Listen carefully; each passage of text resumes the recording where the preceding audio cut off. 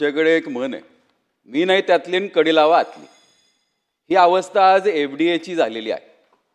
म्हणजे पोलीस खातं जर कारवाई करतंय तर त्यांना मान्य नाही. ते झालं तर माझ्याच हातून झालं पाहिजे आणि यांच्याकडे मनुष्यबळ नाही. मी मागे ज्यावेळेस प्रश्न उठवला होता 350 ऑफिसर्स पाहिजेत. म्हणजे खरं सांगायचं तर आता अध्यक्ष महोदय मंत्री महोदयांच्या खूप मनात असेल ताई त्या अधिकाऱ्यावर कारवाई करायची. दुर्दैव असं आहे की त्यांच्याकडे चार्ज द्यायलाच माणसं नाहीयेत. म्हणजे अधिकारी बदमाश पण दुसरं कोणीच नाहीये म्हणून त्या अधिकाऱ्याच्या जीवावरती कामकाज चालवावं लागतंय. ही अवस्था आहे. म्हणजे उत्तर पण किती डामाडोल आहे. हे मंत्री महोदय, मला तर आपण आपल्याकडे पाहिल्यानंतर आणि आपला वारसा पाहिल्यानंतर खरंच दुर्दैवी असं वाटतं की डिपार्टमेंट काही छापून देतंय आणि आपण कारवाई त्याच्यावरती सही करून पुढे आम्हाला या सभागृहाला चुकीची माहिती दिली जाते. हे आता उत्तरातच त्यांनी असं सांगितलेलं आहे. सद्यस्थिती दिनांक 12/7/2024 अधिसूचनेअन्वये 20 जुलै 2024 पासून 1 वर्षाकरिता राज्यात गुटखा, पान मसाला, सुगंधी तंबाखू, सुगंधित सुपारी व तत्सम पदार्थ उत्पादन, विक्री, वितरण, साठा, वाहतूक करण्यास प्रतिबंध घालण्यात आलेला आहे. अध्यक्ष महोदय, कालच्या माझ्या मतदारसंघातल्या किंवा माझ्या जिल्ह्यात ही पेपरची बातमी आहे, सकाळ वृत्ताची आहे. हे शासकीय दप्तराची अवस्था आहे. गव्हर्नमेंट ऑफिसेसमध्ये गेला आपण सगळीकडे थुंकले. पान मसाला गुटखाचं बंदी आहे गेल्या वर्षभरापासून. ते थुकतात कुठनं? हे थुकायला पान मसाला येतोच कुठनं? त्याचं कारण एकच आहे, हे आमचे ऍक्टर्स टीव्हीवरती जाहिरात करतात, ऊंचे लोक ऊंची पसंत. काय चाललंय काय अध्यक्ष महोदय? हे दुर्दैव असं आहे की याला आपण रोखतच नाहीये. आणि हे करत असताना या सगळ्याची परिस्थिती आज आमच्या जसं ताईने मगाशी सांगितलं युवा पिढीची अवस्था ही झालेली आहे. अध्यक्ष महोदय, आता तर आपल्याकडे सुगंधी सुपारी सुद्धा विक्रीला बंदी आहे वर्षभरासाठी. सर्रास चला माझ्याबरोबर आत्ता तपासणी करू आपण.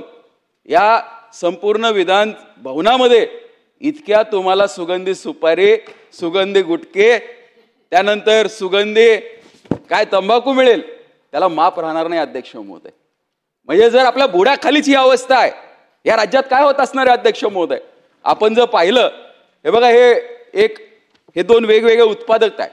विमल म्हणता काय जुमा केसरी, जे हिंदुत्ववादी आमच्या सर्व कार्यकर्ते आहेत ह्यांनी तर यांची सगळी दालनं फोडून काढली पाहिजे. केसरी रंगाला बदनाम करतात ते. आज काय अवस्था चाललेली आहे? म्हणजे त्यात कणभर केसर नाहीये आणि आमच्या तरुण पिढीला सांगितलं जातं की त्या गुटख्यामध्ये केसर आहे. अरे त्या केसर गुटख्यापेक्षा स्वस्त आहे जर तुम्ही त्याचं व्हॅल्यू चेक केली तर. म्हणजे केसर खायचं असेल तर नुसतं केसर आमच्या पिढीला खायला दिलं तर ही कुपोषित बालकं तयार होणार नाहीत. आज शाळेमधली मुलं गुटखा खातात, शाळेमधल्या मुलांना. आणि काय, एक सुगंधी सुपारी मिळते वेगळी, सुगंधी त्या ठिकाणी तंबाखू मिळते आणि दोन्ही मिक्स केले की कार्यक्रम झाला, लगेच गुटखा तयार, खायला मोकळे. आणि आमचे एवढे मोठे मोठे ऍक्टर्स, अहो जर आपल्यावरती गुटख्याला बंदी होती, तंबाखूला बंदी होती, सुगंधी सुपारीला बंदी होती मागच्या वर्षभर, मग ह्या टीव्हीवरती ऍड चालल्याच कशा? या ऍड्सवरती कोण कारवाई करणार आहे? दुर्दैव असं आहे की एफडीएने एकतरी सूचना काढली का? अध्यक्ष महोदय, माझं मंत्री महोदयांना एक विचार नाही. मागच्या वेळेस मी अॅनोलॉग चीज पनीरचा प्रश्न ज्यावेळेस उठवला होता, उपमुख्यमंत्र्यांनी मला शब्द दिला होता, आम्ही बैठकलो. बैठक झाली आणि बैठकीत असं ठरलं होतं की येणाऱ्या या अधिवेशनामध्ये ज्या पुरवण्या मागण्या आहे याच्यामध्ये 200 कोटी रुपयाची तरतूद ही एफडीए साठी केली जाईल, लॅबसाठी. आणि आता पुरवण्या मागण्या जर खोलून पाहिल्या तर माझं मंत्री महोदयांना विचार नाही, नेमकी ती 200 कोटीची तरतूद झाली का? तो शब्द मला दिला होता, सर्व सदस्यांना दिला होता. त्यानंतर 350 पदं आज एफडीए कडे आहेत. ती सगळी पदं भरायचा शब्द होता, ते भरले गेलेत का? अध्यक्ष महोदय, दुर्दैव असं आहे, परीक्षा होते, अधिकाऱ्यांचे निकाल लागलेले आहेत, पण अधिकाऱ्यांना हजर घेऊन यायला तयार नाहीत आहे. कारण जर अधिकारी आला तर आमचे अधिकार कमी होतील. मोजून 100हून कमी अधिकारी आहेत ज्यांच्याकडे हे सगळे संपूर्ण राज्य चालवतात आहेत. इथे आपण कायदे करतो, तुम्हाला आम्हाला केराची टोपली हे अधिकारी दाखवतात. या अधिकाऱ्यांमुळे खरं तर आपलं सरकार बदनाम होत आहे. या अधिकाऱ्यांवरती आपण कडक कारवाई करणार आहात का? खरं तर केली पाहिजे, काही फरक पडत नाही. मंत्री महोदय, एखादी जागा रिक्त राहिली तर चालेल, पण आदर्श गेला पाहिजे, हा मेसेज गेला पाहिजे. स्ट्रॉंग मेसेज तुम्ही या सभागृहाच्या माध्यमातून द्या. माझी आपल्याला विनंती आहे की तात्काळ तुम्ही निलंबन करा. निलंबन जर लगेच करता येत नसेल तर काही दिवस त्यांना चार्जवरनं बाजूला काढा, त्यांना डिस्चार्ज द्या काही दिवस. सक्तीच्या रजेवर पाठवा. खूप गोष्टी आहेत करायच्या म्हणल्या तर. आपल्याला एक मेसेज या सभागृहाच्या माध्यमातून राज्याला देणं गरजेचं आहे. अध्यक्ष महोदय, माझी मंत्री महोदयांना विनंती आहे की हे सगळं चालू आहे, म्हणजे तुम्ही माझ्याबरोबर 10 मिनिटं काढा. मी हिथं तुम्हाला बऱ्याच जणांकडनं पान सुपारी घेऊन देतो, आणि जर हिथं नसेल घ्यायचं तर बाहेर चला. मला आत्ताही पान सुपारी बाहेर मिळू शकते, पण दुर्दैव असं ती जर घेऊन आलं तर पहिली कारवाई माझ्यावर करतील की तुम्ही काय घेऊन आलेला आहेत. म्हणजे इथं कायदा ज्याला करायचंय, भल्याचा कायदा नाही, म्हणजे ज्याला काम करायचंय, ज्याला चांगलं करायचंय त्याच्या विरुद्ध कायदा कसा वापरला जाऊ शकतो. म्हणजे आज पोलीस खातं काम करतंय तर पोलीस खात्याला अधिकार नाही म्हणतात. गुटखा फक्त एफडीए पकडू शकतं, पोलीस खात्याने फक्त मॉनिटर करायचं. अध्यक्ष महोदय, हा प्रश्न जरी एफडीएचा असेल, 2च मिनिटं अध्यक्ष महोदय, आज वेळ आहे, आम्ही पाहिलेलं आहे, अनेक लक्षवेधी चालतात. मी 4-5 स्पेसिफिक त्यामध्ये प्रश्न विचारलेले आहेत आणि 1-2-3 प्रश्न विचारतो. म्हणजे अनेक सदस्यांना बोलायचं आहे. जरी आमची संख्या आज मर्यादित असली तरी हा विषय खूप मोठा आहे, विषयाची व्याप्ती खूप मोठी आहे, त्यामुळे या विषयावर प्रत्येकाला बोलायचं याची मला जाणीव आहे. अध्यक्ष महोदय, माझी मंत्री महोदयांना एक विचार नाही, जर मागच्या वर्षभर मंत्री महोदय हा जर GR आपण काढला होता, पान सुपारी सर्रास का विकली जाते? आज कुठल्याही भागात जा, कुठे मावा म्हणून ती पान सुपारी विकली जाते, कुठे ठर्रा म्हणून ती विकली जाते. अशा वेगवेगळ्या ठिकाणी जर विक्री का होतीये याच्यावरती बंधनं काय? आणि जर तुम्हाला कारवाई करायची नसेल तर त्या पोलिसांकडे अधिकार द्या, ते पोलीस कारवाई करतील. आणि पोलिसही काही सोपा खेळ नाही. अध्यक्ष महोदय, माझ्या जिल्ह्यामध्ये एक कर्डिले नावाचे सदग्रस्त आहेत. सदग्रस्त यासाठी म्हणतो कारण ते LCB मध्ये कॉन्स्टेबल आहेत आणि नंतर आता कुठल्या वेगळ्या आस्थापनेत असतील, पण एक कॉन्स्टेबल काही कोटीच्या घरात राहतो आणि त्याच्याविषयी कोणी बोललं तर लगेच कारवाई होते. अनेक अधिकाऱ्यांना त्या ठिकाणी त्रास होतो, अनेक मोठ्या मोठ्या नेत्यांना त्रास होतो. त्यामुळे एवढी मजल काय येते तर ह्या कायद्यामध्ये कुठेतरी आपल्याला कडक अंमलबजावणी करावी लागणार आहे. माझं मंत्री महोदयांना विचारणं आहे की जो मला शब्द दिला गेला होता या सभागृहाच्या माध्यमातून, आपल्या खात्याला या पुरवणी मागण्यामध्ये 200 कोटीची तरतूद झाली का? 350 अधिकारी जे भरायचे होते, रिक्त पदं होती, ही आपण भरली का? आणि भरली नसतील, कारण त्याच्या परीक्षा झालेल्या आहेत, तर भरली नसेल तर आपण संबंधित अधिकाऱ्यावरती काय कारवाई करणार आहात का? आणि जी काही वस्तुस्थिती आहे जी ताईंनी मांडली, आपण अजूनही गोल गोल आम्हाला उत्तर दिलेलं आहे, अशी उत्तरं कृपया देऊ नका. त्या अधिकाऱ्याला काहीतरी करून आपण सक्तीच्या रजेवर काही दिवस पाठवा.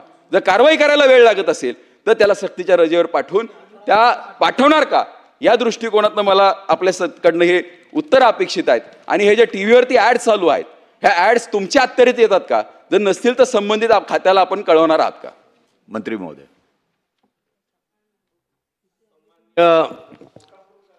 सन्माननीय पाचपुते साहेबांनी सांगितल्याप्रमाणे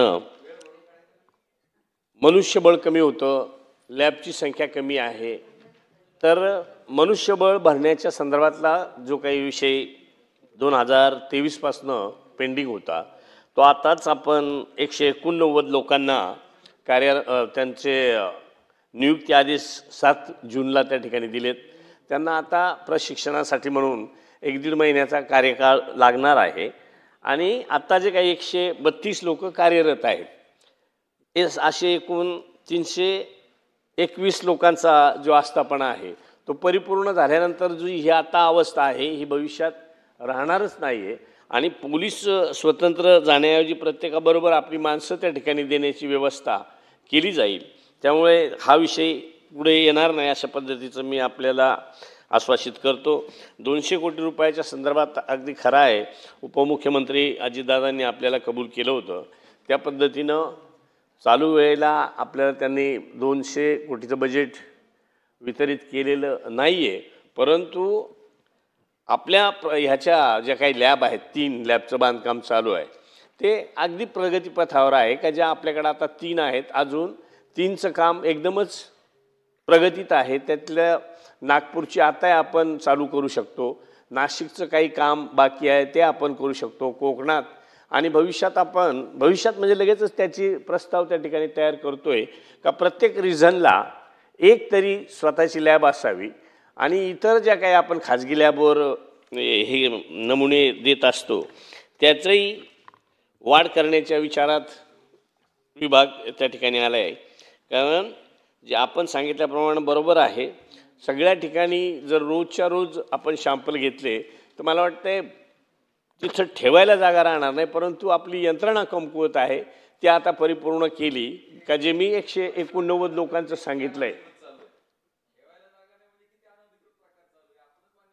नाही म्हणजे तेवढं आपण आणून त्याचा निवड जमा करून 1 वर्षाच्या आत त्याचा रिपोर्टिंग आपल्याला त्याचं सॅम्पलचं रिपोर्टिंग करायचं असतं. त्यासाठीच आपण मनुष्यबळ नव्हतं, तर आता मनुष्यबळ आपलं परिपूर्ण झालेलं आहे. प्रशिक्षण झाल्यानंतर सगळ्यांना त्या ठिकाणी त्या कामाला लावू आणि त्याला बंदोबस्त त्याचा करू. सन्माननीय सदस्य दटके साहेब.